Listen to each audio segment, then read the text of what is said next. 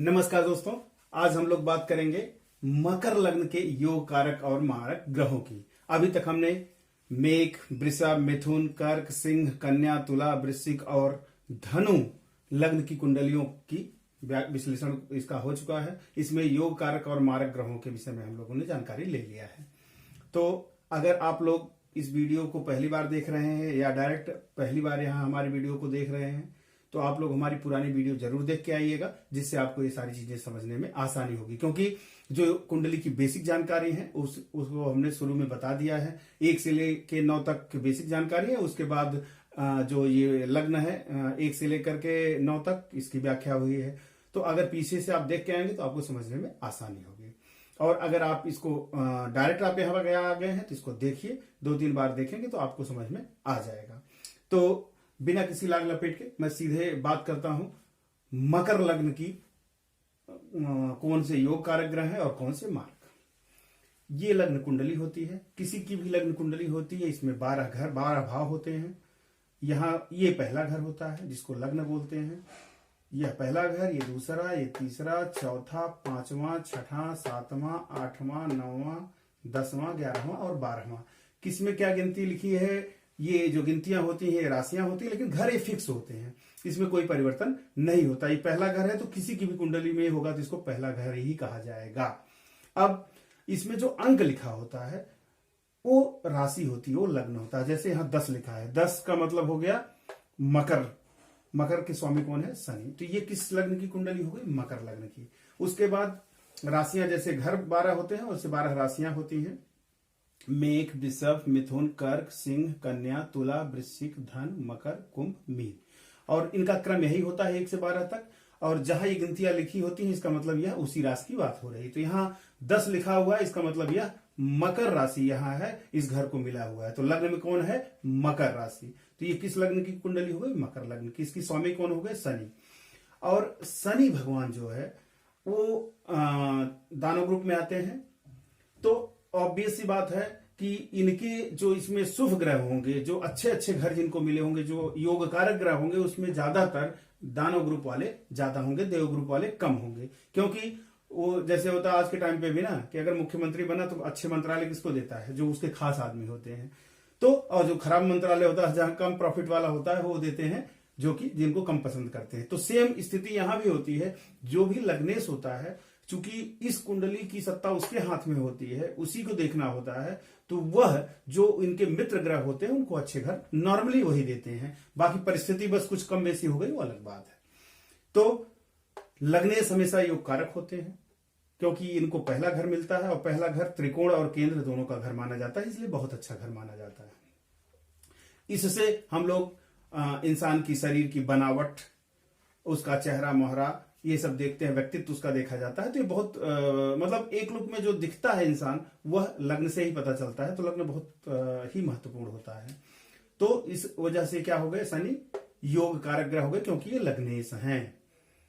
और इनको दूसरा घर मिला है धन भाव। चूंकि यही खुद ही इन्हीं का घर है, दोनों घरों के स्वामी हैं, इसलिए धन भाव भी इनको मिला हुआ है। और यह भी बहुत अच्छा है। मतलब जब भी शनि की महादशा, अंतरदशा, प्रत्यंतरदशा, सूक्ष्म दशा, प्राणदशा कुछ भी आएगी तो ये दोनों घर अपने आप जागृत हो जाएंगे, एक्टिव हो जाएंगे और इनका फल अच्छा मिलेगा। शनि अच्छा फल देंगे। तो शनि योग कारक हो गए, पहले और दूसरे घर के मालिक होकर के।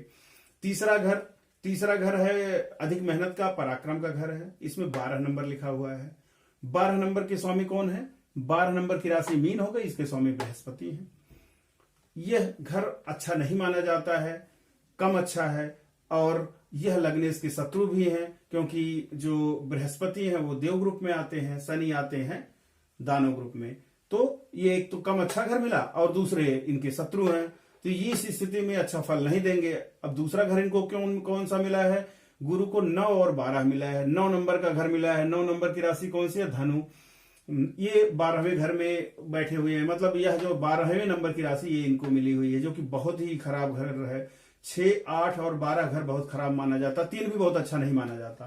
तो एक इनको बहुत खराब घर मिल गया है, एक थोड़ा खराब मिला है, मतलब अच्छा तो मिला ही नहीं है। इसलिए ये क्या हो गए? ये मारक की लिस्ट में आएंगे।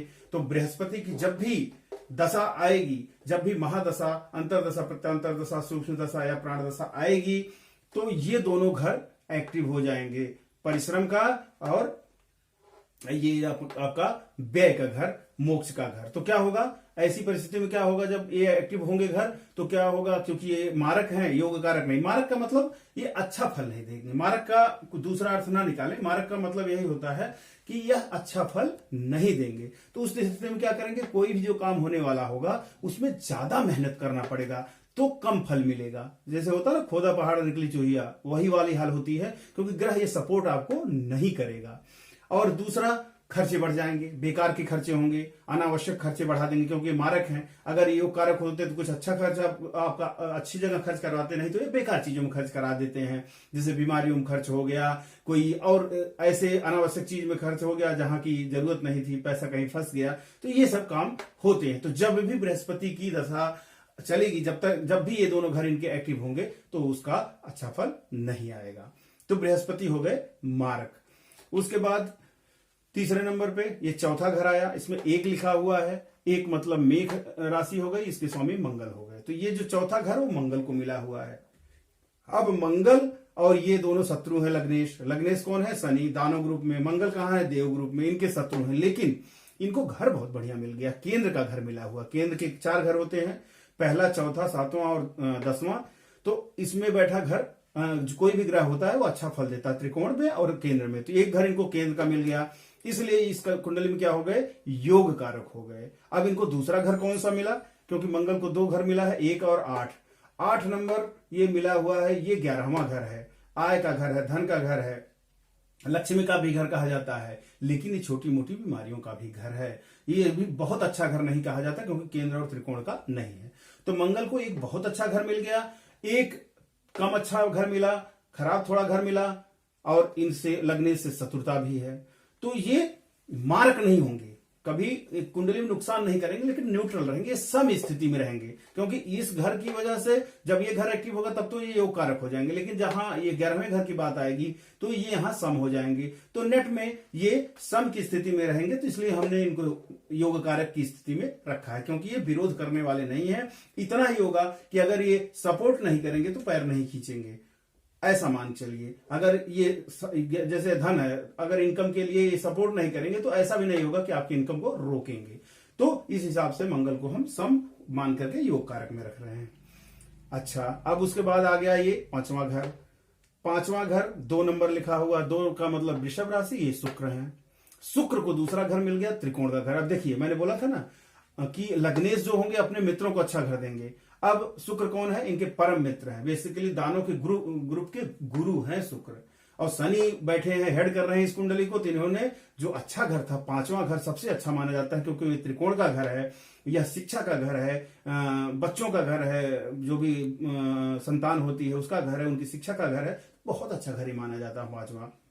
और यही इष्टदेव का भी घर है। जो पंचमेश होता है वही कुंडली में इष्टदेव होता है। घर हम यहां से गिनते हैं, पहला, दूसरा, तीसरा, चौथा और 5वां। ये जो 5वां घर है, इसी से हम इष्टदेव भी गिनते हैं। तो इष्टदेव भी कौन हो गए, शुक्र भगवान इष्टदेव हो गए। अब देखिए क्या गणित बैठा है इन्होंने, शनि जी ने, इन्होंने इनको 5वां घर दिया, इनको इष्टदेव बना दिया। तो कहने का मतलब, जिसकी भी कुंडली मकर लग्न की है, जिसकी भी कुंडली में 10 लिखा हुआ है, बाकी ग्रह कहां बैठे हैं, कौन सी संख्या कहां है, उसे कोई लेना देना नहीं। अगर इस घर में 10 लिखा हुआ है, इसका मतलब आपकी मकर लग्न की कुंडली है, और आपके इष्ट देव कौन है, शुक्र है। और अगर आपके इष्ट देव शुक्र हैं, तो शुक्र को खुश रखने के लिए, मजबूत करने के लिए, अपनी कुंडली को मजबूत करने के लिए क्या करना होगा, आपको लक्ष्मी जी की आराधना करनी पड़ेगी। तो जिनकी भी मकर लग्न की कुंडली है, उनके आराध्य कौन हो गए, उनके इष्ट देव कौन हो गए, लक्ष्मी जी हो गई। लक्ष्मी माता के किसी भी स्वरूप की आपको पूजा करने से ज्यादा फल मिलेगा, ज्यादा लाभ मिलेगा। अभी आप जिसकी भी पूजा कर रहे हो, ऐसा नहीं कि आप लक्ष्मी जी की पूजा करें, सभी देवी देवता हमारे लिए बराबर है, सबकी पूजा करिए।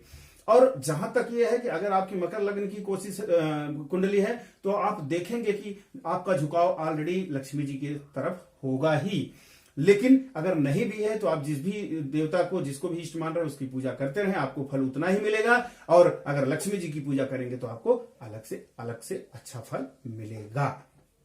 तो आपके लक्ष्मी जी इष्ट हो गए। अच्छा, हम बात कर रहे थे शुक्र को, तो शुक्र ये यहां परम योग कारक हो गए। मतलब इनकी जब भी महादशा, अंतरदशा, प्रत्यांतर दशा, सूक्ष्म दशा, प्राण दशा कुछ भी चलेगी, तो ये 2 घर एक्टिवेट करेंगे। कौन कौन? शुक्र को 2 घर मिले हैं, 2 और 7, मतलब ये तो ये 5वां घर एक्टिवेट हो जाए। दूसरा ये कर्म का भाव, 7वां नंबर है, ये कर्म का भाव है, ये 10वें नंबर का घर है, 7 यहां लिखा है, तो ये एक्टिवेट हो जाएगा। मतलब अब ये सोचिए, यहाँ शिक्षा के घर में है, यहाँ कर्म व्यवसाय के घर में है, बहुत अच्छा दोनों, एक केंद्र का घर मिल गया, एक त्रिकोण का घर मिल गया, ये इष्ट देव हो गए। तो इस कुंडली में शुक्र से ज्यादा बढ़िया फल कोई देने वाला ग्रह नहीं होगा। इवन लग्नेश भी उतना फल नहीं दे पाएंगे जितना शुक्र देंगे। लेकिन अब शुक्र कहाँ बैठते हैं, किस घर में बैठते हैं? अब मान लीजिए शुक्र आकर के बैठ गए 8वें घर में, यहाँ पे मृत्यु के घर में, या 12वें घर में बैठ गए अपने शत्रु के घर में, तो फिर क्या परिस्थितियां बनेगी, वो अलग चीज हो गई। लेकिन अगर वो कहीं अच्छी जगह बैठ गए, अब मान लीजिए वो यहीं आके कर्मस्थान में बैठ गए, स्वगृही हो गए, या अपने 5वें घर में बैठ गए, तो इस कुंडली वाले को माला माल कर देंगे। कौन? शुक्र भगवान। तो शुक्र इस कुंडली में परम योग कारक हो गए। अब उसके बाद आए 6ठा घर, किसको मिला है? 3 नंबर को। 3 नंबर मिथुन राशि, इसके मालिक बुध हैं। बुध को तीसरा घर मिला हुआ है, जो कि रोग, ऋण और शत्रु का घर है। ये अच्छा घर नहीं माना जाता है। दूसरा घर इनको कौन सा मिला? दूसरा घर इनको मिला है, बुध को 2 घर मिले हैं, 3 और 6, तो ये हो गया 6ठा घर, ये तो अच्छा नहीं है। और दूसरा घर जो है ये त्रिकोण का मिल गया, 6 नंबर लिखा हुआ है यहाँ। ये कौन सा घर है? 9 नंबर की ये जो घर है त्रिकोण का है, यह धर्म का घर है, पिता का है, गुरु का है, बड़ों का है, धर्म जो भी अपने भगवान हैं उनके है, देवी देवताओं का है। तो ये बड़ा अच्छा घर माना जाता है। यह घर मिला है, तो इस त्रिकोण की वजह से ये इसमें अच्छा फल देंगे।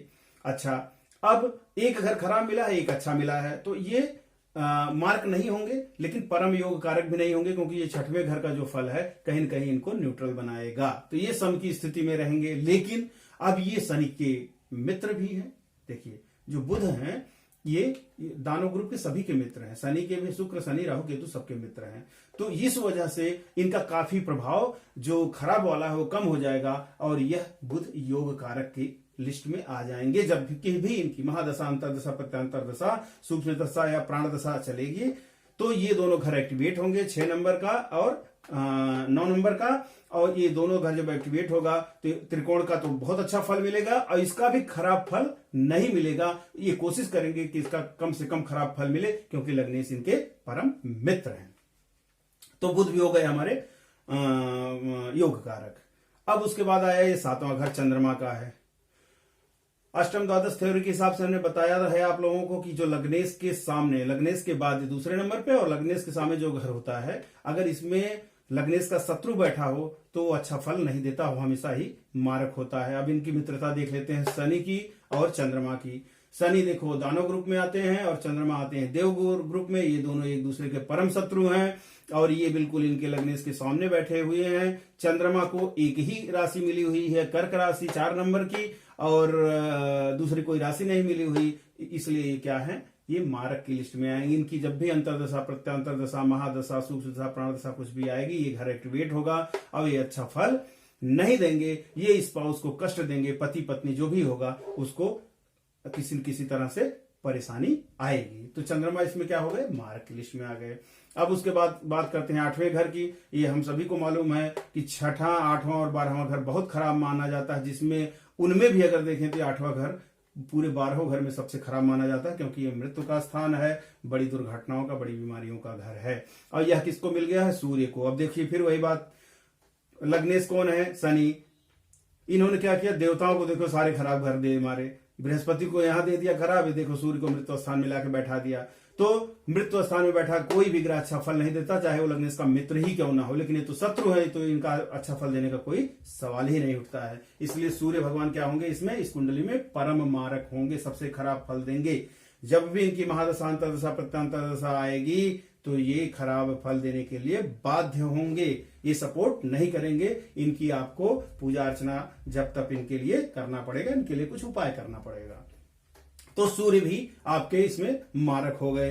अब उसके बाद आते हैं 6 नंबर की बात हम लोगों ने कर लिया, बुध ग्रह को मिला हुआ है 3 और 6। 7 नंबर की बात कर लिया, 2 के साथ में शुक्र बहुत अच्छे हैं। उसके बाद मंगल की बात हो गई कि उनको 1, 8 मिला हुआ है, और 12वें घर की बात हो गई, 9 के साथ 12 के बृहस्पति को मिला हुआ है। तो मकर लग्न की कुंडली में योग कारक ग्रहों की बात करें तो शनि, मंगल, शुक्र और बुध ये योग कारक हो गए, और मारक में आ गए बृहस्पति, चंद्रमा और सूर्य। तो मकर लग्न की कुंडली वालों को बृहस्पति चंद्र और सूर्य की महादशा, अंतरदशा, प्रत्यांतर दशा, सूक्ष्म दशा और प्राण दशा में सतर्क रहना होगा।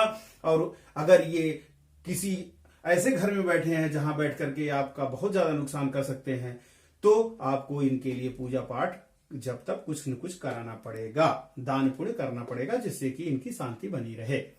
तो ये हो गया मकर लग्न की कुंडली के योग कारक और मारक ग्रह। इष्ट देव हो गए शुक्र भगवान, इसलिए इनको प्रसन्न करने के लिए हमें लक्ष्मी जी की पूजा करनी होगी।